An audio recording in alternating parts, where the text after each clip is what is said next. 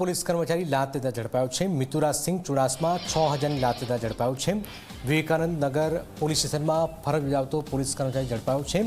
દારૂનું Activa પસાર કરવા માટે 12000ની લાંચ માંગી હતી અને 6000ની લાત લેતા રંગે હાથ ઝડપાઈ ચૂક્યો છે। ઉદય રંજન જોડે છે। ઉદય, કઈ રીતે લાત લેતા પકડાયો છે, શું જાણકારી?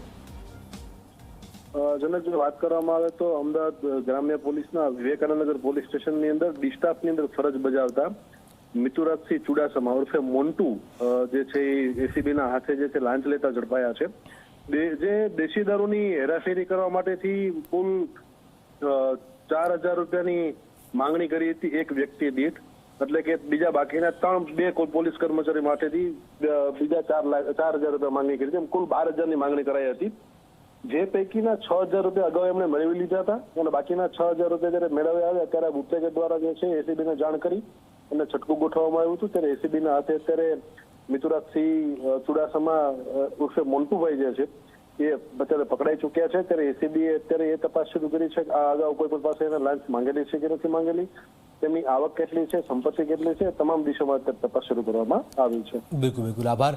તો આપ જોઈ રહ્યા છો, વધુ એક લાંચિયો હાલમાં સકંજામાં આવ્યો છે।